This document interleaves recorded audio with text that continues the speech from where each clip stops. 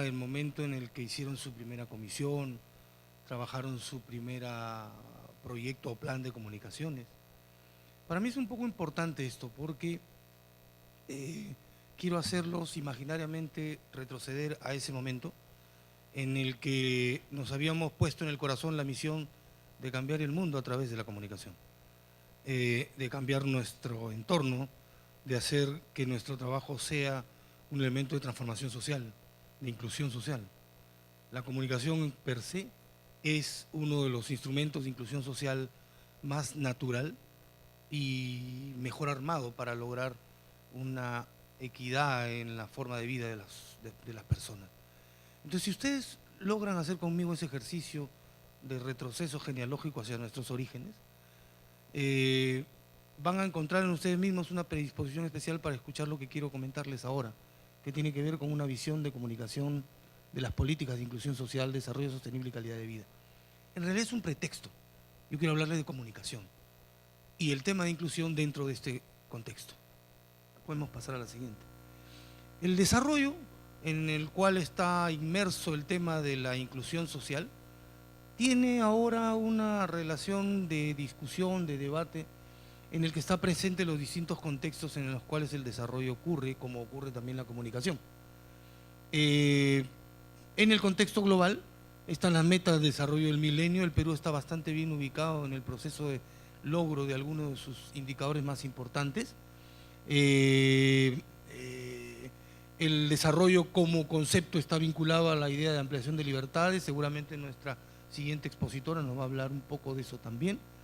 El gran contexto tiene que ver con la expansión de la democracia, que se está convirtiendo en un derecho que casi todos, o al cual casi todos aspiramos, y los Estados-naciones también.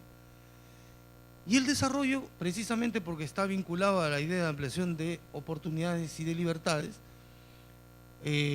viene acompañado del diseño y la ejecución de políticas de participación. Si el sujeto es el portador del desarrollo, una forma a través de la cual éste se concreta es a través de la participación en la política cotidiana, en la política macro, de participación en distintos niveles. La idea es un involucramiento, y ese involucramiento también está vinculado a la idea de inclusión. El desarrollo sostenible es el enfoque más importante que el desarrollo tiene ahora. La idea es trazar las rutas, abonar el terreno, mejorar las relaciones entre nosotros para que el futuro inmediato y el que está más allá sea cómodo también para los que nos rodean, para las generaciones futuras. La idea es asegurar las posibilidades de existencia a corto tiempo, razonable, de quienes nos van a suceder en este contexto. En Naciones Unidas hay un concepto bien interesante que tiene que ver con la agenda del sufrimiento y que está vinculado a algunos de los elementos básicos de las metas o de desarrollo del milenio. Si ustedes recuerdan más o menos rápido cuáles son esos 8 metas, van a encontrar que hay lucha contra la pobreza, búsqueda de la equidad de género, lucha contra las enfermedades más expandidas en este momento, que tienen que ver con pandemias y epidemias. Está también el último de los objetivos de desarrollo del milenio, que tiene que ver con lograr un acuerdo global para encaminarnos todos hacia el desarrollo. Ese es el contexto global. Pero el contexto global también tiene guerras, también tiene crisis económicas, de las que nosotros ahora somos de alguna manera parte de la onda expansiva que nos está empezando a llegar. El contexto global también es un contexto en el que el tema de desarrollo no es equitativo y tampoco va en un compás el mismo para todos. Nosotros tenemos también un contexto local que ustedes, al cual se acercan permanentemente a través, por ejemplo, de los propios medios de comunicación. Nuestra lucha contra la pobreza no ha terminado de ser una intensa lucha en contra de las desigualdades que nosotros mismos inclusive generamos. En ese contexto es que los programas sociales de este y los anteriores y de los futuros gobiernos se van a insertar. Todos sabemos que a veces estos procesos, estos programas, estos proyectos con distintas etiquetas buscan alcanzar los objetivos de desarrollo del milenio en lo local, buscan ayudarnos a luchar de la mejor manera contra la pobreza, buscan bajar los indicadores de las enfermedades de salud pública o los problemas de salud pública que nos aquejan. Y eso tiene un elemento de inclusión social, tiene un enfoque de interculturalidad, eso es un enfoque de alto nivel de complejidad que implica desde una perspectiva antropológica la comprensión de cómo funciona el otro, los otros, todos los otros en relación con nosotros mismos. Hay un tema bien importante, cuando yo les pedía, hagamos un esfuerzo por volver a como éramos cuando comunicábamos inicialmente, tiene que ver con el comunicador como un generador de una visión etnocentrista, no solamente de la noticia, de lo que comunica, sino inclusive de su propio punto de vista. Ese es uno de los elementos que traban las dinámicas a través de las cuales la interculturalidad se hace posible, porque nuestra visión no es la visión de todos. Y el comunicador tiene que hacer un gran esfuerzo por hacer que su visión se amplifique, por tener, como los especialistas en fotografía saben, ese lente que se llama el ojo de pez, que nos permita ver de la manera más amplia posible lo que sucede con los demás y con nosotros mismos en ese contexto. Entonces, estos asuntos están vinculados, por ejemplo, a temas como el de la corrupción y a su transparencia y opacidad. Estamos viviendo hoy día también a través de los medios de comunicación la visibilización de problemas de corrupción que aquejan a la ciudadanía y que son protagonizados por una serie de personajes, algunos políticos, otros técnicos y de distinta índole, que muestran algo que no queremos ver o algo que necesitamos hacer que los demás vean para poder entenderlo y calibrar cuál es nuestra propia existencia. Dentro de ese contexto hay un tema de ética pública y pasamos a la siguiente transparencia para poder ver algo relacionado con el discurso del gobierno o discurso gubernamental ahora, para hablar de las claves de la hoja de ruta y de la gran transformación. Una de las cosas curiosas que existe ahora para nosotros los comunicadores es la evidencia de que hay una serie de discursos que se manejan en el ámbito público. El discurso del Estado es uno que se hace visible a través de los medios de comunicación y a veces entra en contradicción consigo mismo, o a veces es el discurso de un personaje que está focalizando un tipo de mensaje en un espacio, cambiándolo en otro y haciendo que eso genere un proceso de significación importante. Esto lo vamos a pasar más o menos rápido porque tiene que ver con los lineamientos centrales de política económica y social del gobierno, los programas o las políticas sociales que ustedes conocen a través de los medios de comunicación y a veces directamente porque son beneficiarios o testigos de su proceso. Hay políticas macro de crecimiento inclusivo, políticas tributarias, y seguimos en la otra transparencia, políticas de energía, de regulación. Entonces, todo lo que estamos mencionando aquí tiene que ver con la forma como este gobierno y otros han atacado y han generado su estrategia y políticas para poder conducir los destinos de la nación. La siguiente, ¿no? Pero todo esto, me van a disculpar que me empiece a sacar la ropa. Todo esto tiene un contradiscurso. Ustedes como comunicadores saben perfectamente que en el ámbito mediático aquello que se dice, que se hace público y que se hace visible, siempre tiene un contraargumento, ¿no? Siempre hay una forma de verla de manera distinta. Nosotros estamos especializados en eso. ¿Y cuál es el contradiscurso con relación a la agenda oficial que tiene que ver con los programas de inclusión y el tratamiento y la gestión de la equidad? En primer lugar, hay diversas agendas. Y todas estas agendas tienen voceros, y todos estos voceros están luchando en el contexto mediático por la visibilidad. Estamos hablando de las agendas del sector privado, la agenda de la oposición política, la agenda del sistema de medios, que a veces no necesariamente coincide con las anteriores, la agenda del sistema de partidos. Estas agendas son asincrónicas, no van en paralelo. Y justamente en estos días somos testigos de cómo es que esas agendas están como divorciadas, separadas. Cada quien está luchando por su cuenta por lograr mayor o menor visibilidad.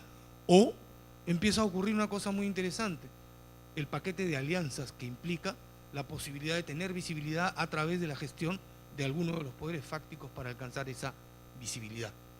Entonces, hablamos de diversas agendas y asincrónicas.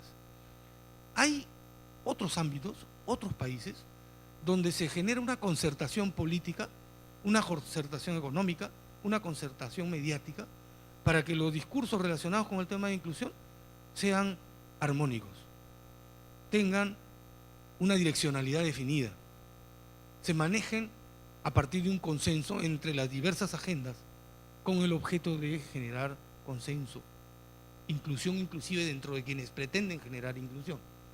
Pero en nuestro caso no necesariamente eso es así. Entonces se instala una pugna desigual y dramática por la visibilidad, ¿no? Y en esa pugna desigual y dramática por la visibilidad, muchas veces desaparece el tema de inclusión.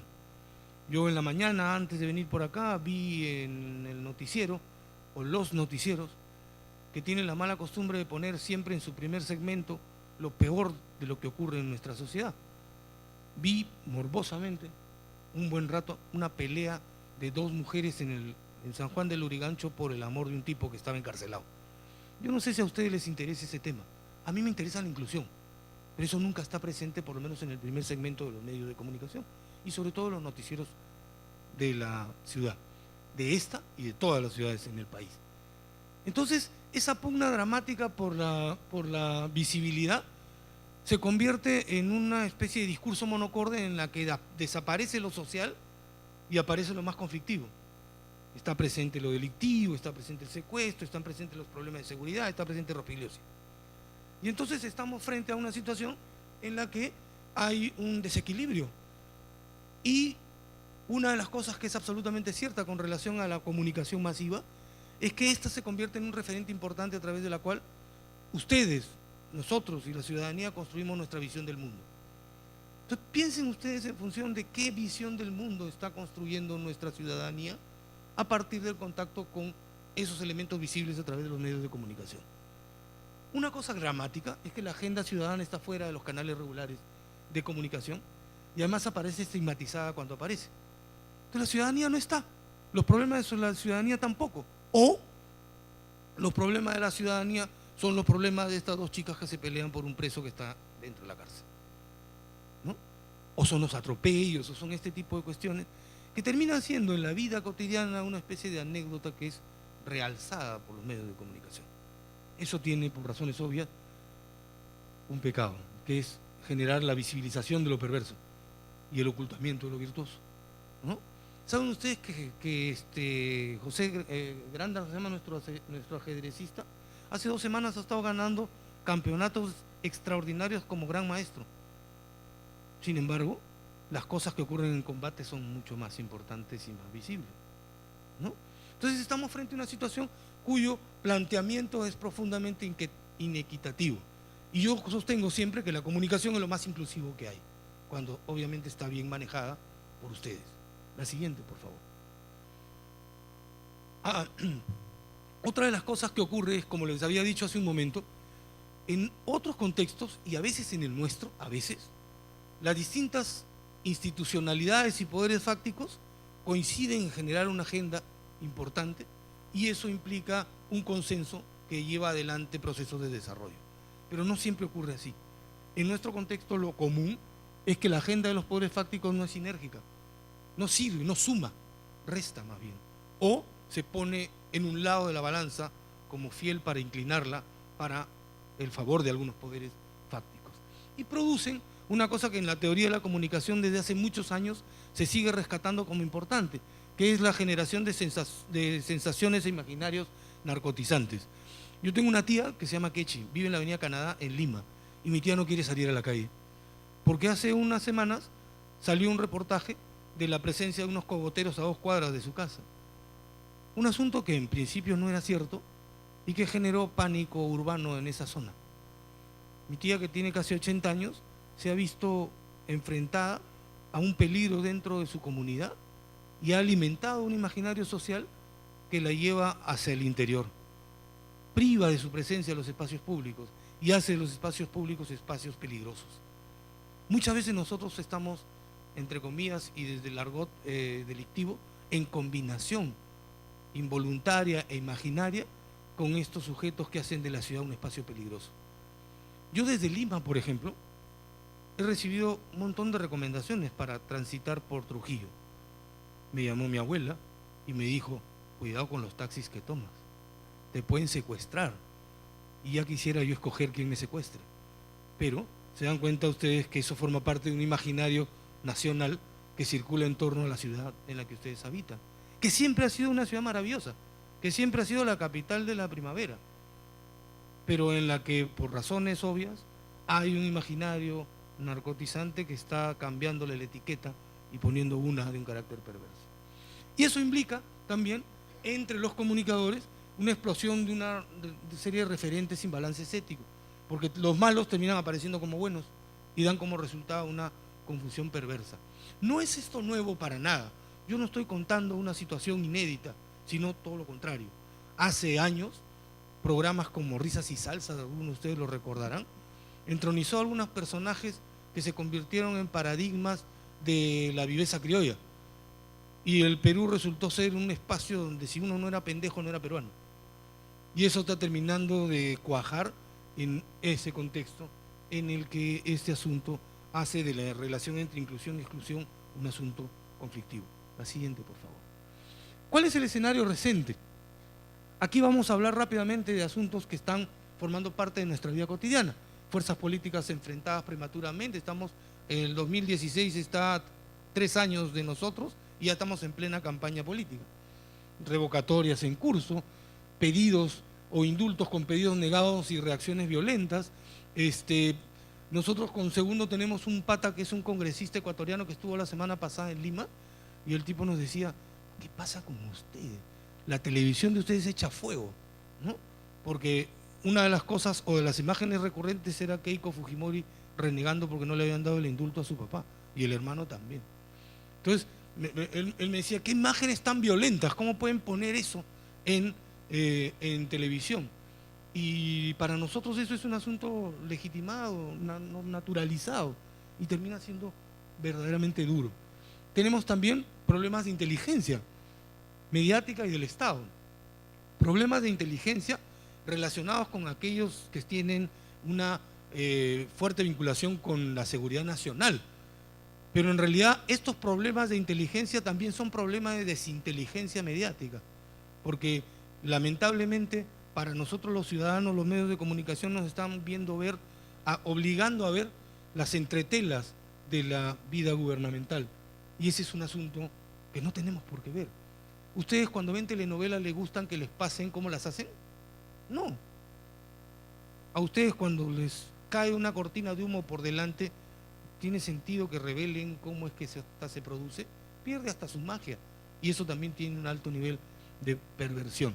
En el futuro inmediato, esperamos que nuestra propia acción como comunicadores y como ciudadanos perfeccione la democracia, que se haga sostenible lo insostenible, revertir, por ejemplo, esta forma de comunicación perversa, pensar en función de que entre el 2016 y el 2021 tenemos procesos electorales y cumplimos 200 años como república independiente. ¿Independiente? ¿República? Preguntas que me hago para que ustedes se las formulen como preguntas después. Y hay pues obviamente urgencias como frenar la corrupción, ver qué cosa visibilizamos. ¿Alguno de ustedes se ha puesto a pensar qué futuro queremos para el país? Tenemos la posibilidad de hablar con ellos sobre ello entre nosotros y después elevarlo como contenido a los medios de comunicación. La siguiente transparencia nos habla de los programas de inclusión social. Todos estos ustedes ya los conocen. ¿Por qué los conocen? ¿Son ustedes usufructuarios de alguno de ellos? No. Han estado presentes en los medios. Se habla permanentemente de ellos. Tienen una serie de contenidos filosóficos importantes y materialidades expresivas a través de su realización concreta en la realidad. ¿Conocemos esto? ¿Difundimos esto? Y entramos por eso mismo en la pregunta. ¿Cómo viabilizamos esto en términos de conocimiento? ¿Cómo hacemos que esto tenga la posibilidad de ser verdaderamente inclusivo? No solamente como un programa social, sino como una realidad imaginaria y simbólica en los medios de comunicación. Tiene que ver con qué herramientas vamos a usar. Y siempre se dice que la herramienta ideal es la comunicación. Hablábamos hace un momento, comentando la presentación y la inauguración que hizo nuestra autoridad política local. Y nos dice la comunicación es fundamental. Pero siempre es vista esta desde una perspectiva instrumental. Vamos a utilizar a los comunicadores para tener una mejor performance política. Vamos a utilizar la comunicación para que funcionen mejor los programas sociales. Vamos a utilizar la comunicación como una herramienta. ¿Puede ser? Yo creo que sí. Pero eso tiene que partir de la consulta interna y externa a nosotros mismos acerca de qué comunicación. Eso creo que es fundamental. Hemos mencionado varias veces la idea de que la comunicación es inclusiva, pero en nuestro contexto los sistemas mediáticos no necesariamente lo son. Por ejemplo, el sistema mediático privado está concentrado y además 4 o 5 grupos definen lo que vemos, escuchamos y oímos. Yo estoy haciendo en este momento una investigación en la universidad sobre la música del recuerdo, porque me di cuenta que cuando caminaba por la ciudad en algunos distritos, la música que se escuchaba era la música del pasado. ¿Por qué? ¿Qué sensibilidades hacen, qué fenómenos hacen que esto ocurra? ¿Por qué estamos anclados simbólicamente a ese tipo de audición en nuestros programas de radio? Es una pregunta que espero responder a fin de año. Pero me ha pasado un par de cosas con relación a la investigación que son curiosas y que tienen que ver con la sociedad del espectáculo. Regina Alcover, una de las cantantes importantes de la nueva ola, que es la mamá de Gianmarco, tiene un programa en radio, Felicidad, que es un programa de música del recuerdo. Y cuando le pregunté cómo programaba, a partir de qué recuerdos hacía la selección de su música, me dijo, no, a nosotros nos mandan toda la información de Estados Unidos. El paquete de música la programa una computadora en base al Billboard cuando son en inglés y en base a otro ranking cuando son en español. Entonces resulta que estos procesos de producción de comunicación se han ido industrializando, inclusive nuestras sensaciones y percepciones y nuestros imaginarios en relación a ellos son movilizados a través de ese tipo de oferta programática. Eso tiene que ver directamente con cómo es que estos sistemas están despersonalizándose, están haciéndose como industrias culturales medio insensibles y están también erradicando la posibilidad de que ella misma piense en términos de inclusión, de interculturalidad y de una comunicación de carácter proactivo. En nuestro país, ¿qué comunicación cumple con ser socialmente sostenible, inclusiva y oferente de calidad de vida? Solo esa comunicación que nosotros implementamos en el ámbito de la comunicación para el desarrollo, la comunicación interpersonal, la comunicación cara a cara. En máximos niveles la comunicación grupal. Y eso forma parte de la propuesta que yo vengo a hacerle a ustedes ahora. La siguiente, por favor. Estos son unos rasgos estructurales del sistema de medios que me lo he robado de la exposición de un amigo mío que se llama Jorge Acevedo. Habla de un grado alto de concentración. De los 4 primeros operadores en televisión, por ejemplo, controlan más del 75% del mercado de la radio y la televisión peruana. Y eso configura un sistema altamente centralista. Yo tengo la suerte de haber escuchado hace un momento a uno de los directivos de Sol TV que está afincada aquí en Trujillo, y eso hace que ustedes tengan un cierto margen mayor de libertad que nosotros en Lima. La siguiente, por favor. Seguimos avanzando para poder alcanzar rápido hacia donde queremos llegar, ¿sí? Esta es una imagen que tiene que ver con la concentración televisiva, y esos son los logos de las 5 corporaciones que tienen una cobertura fundamental en nuestro espectro radioeléctrico.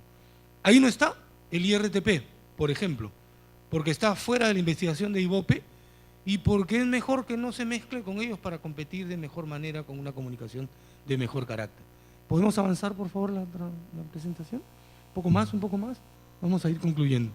¿Cuál es la receta mediática? ¿Qué es lo que quiero proponer?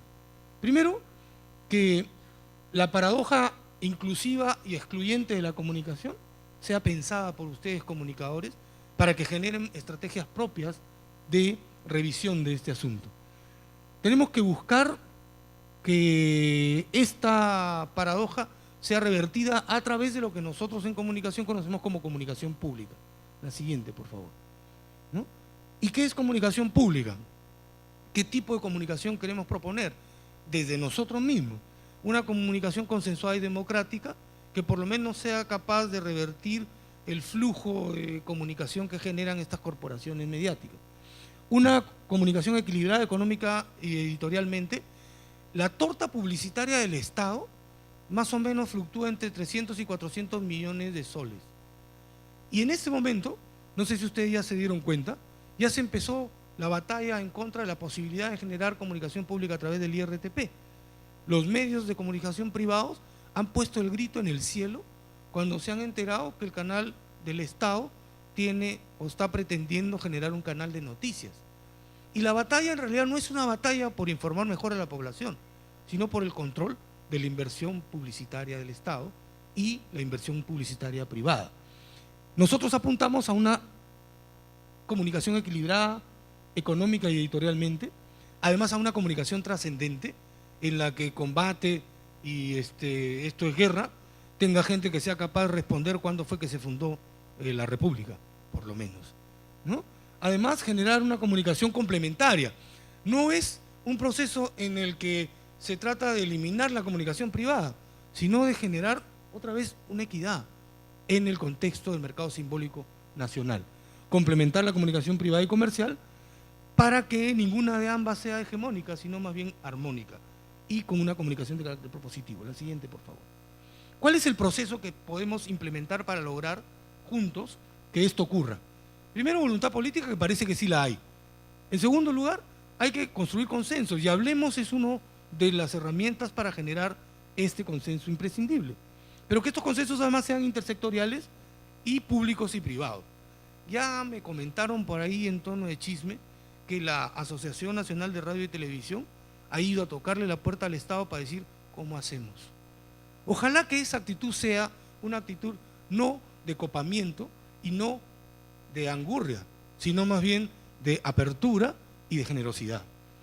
También es necesario una institucionalización mediática pública y ciudadana, que nosotros creamos, que el Instituto y Andina pueden ser comunicación pública, y que además de crear exijamos que eso ocurra.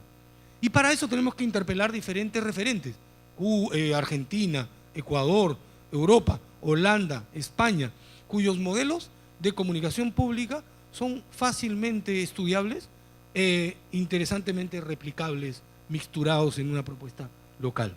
Eso implica también alentar lo que se llaman o se definen teóricamente como las culturas mediáticas locales. Un televidente, lector de periódicos, escucha de radio trujillano, norteño, piurano, cajamarquino, es diferente que uno limeño. Y entonces, plantear comunicación pública para todos implica reconocer esas culturas mediáticas como un asunto de interculturalidad mediática. El siguiente. Yo propongo una revolución comunicativa ciudadana. Claro, no soy ni el Che Guevara, ni Angela Merkel, como ven, ¿no? Pero sí pretendo ayudar a liderar con ustedes un cambio que es imprescindible. Nosotros no podemos seguir viviendo con la comunicación con la que andamos, porque si no, eso nos va a obligar a no contactar con ella. Entonces, yo planteo comunicación fuera de los medios masivos y dentro de las relaciones interpersonales y comunitarias. Y eso nos va a permitir, en las familias, en el contexto barrial, en el contexto académico universitario, en el contexto institucional, en las chambas, luchar simbólicamente contra la comunicación comercial, para exigirle que cambie y que se transforme. También impulsar lo que yo defino como la rebelión de los receptores, que es la dictadura de la ciudadanía y del control remoto, ¿no? Cuando la comunicación jode, cambiémosla. Para eso está el control remoto y nuestra voluntad. Y ese cambio va a forzar al rating a dar cuenta de lo que no sirve. ¿A alguien le está sonando algo? Esa dictadura de la ciudadanía y del control remoto me gustaría complementarla con el modelo Moyobamba. Eso no es muy conocido, pero tiene que ver con lo siguiente. Hace 2 meses, en un canal de televisión, un reportaje dio cuenta de una periodista de radio que abusaba de los contenidos de su programa para ensuciar, enlodar, criticar y calumniar a otros comunicadores. La cosa llegó a un punto tal que los otros comunicadores se quejaron públicamente de esta periodista corrupta, escandalosa, negativa. Y la queja terminó siendo acogida por las agrupaciones indígenas de esa zona de la selva peruana.